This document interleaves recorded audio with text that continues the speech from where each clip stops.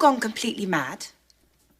1 in 100 people in this country are in prison or jail. The United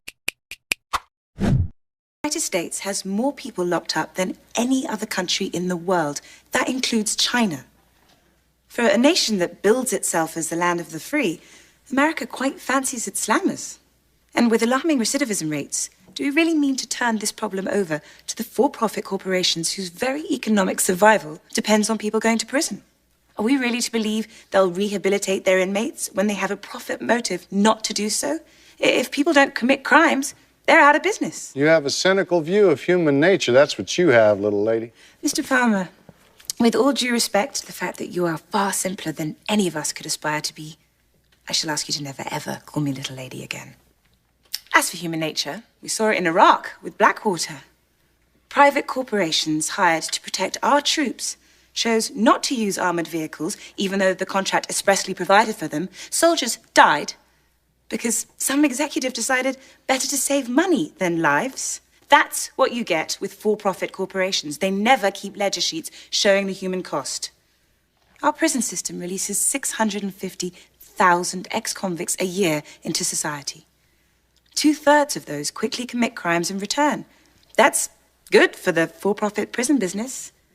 Very bad for the welfare of our citizenry. And if we go with a system that disincentivizes rehabilitation, then what? We've already got 2.2 million people in jail. In fact, many jails have to release criminals because there is simply no place to put them.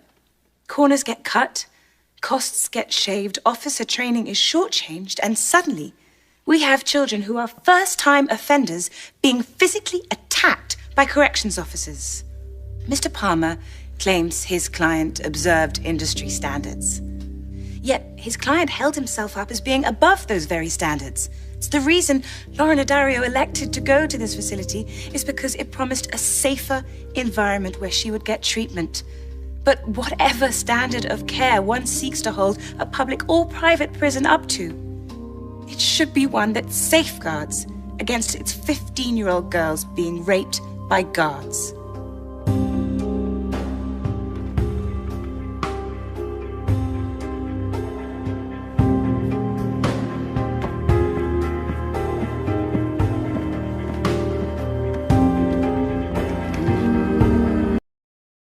He's failed to state a claim even suggesting liability. How is it foreseeable to us that he would gobble multiple medications, buying them off the internet without even consulting a doctor in person? It's not just foreseeable, it's exactly what you count on, seducing the more vulnerable members of society to fall for your snake oil potions. Oh, that's just absurd. Your Honor, hundreds of thousands of people die every year from prescription drugs. 27,000 people were killed by Vioxx. If you believe one FDA official, possibly 50,000. Yes. But you can't sue these people for Vioxx. This isn't about Vioxx, which they don't even manufacture. I'm talking about an industry-wide pattern.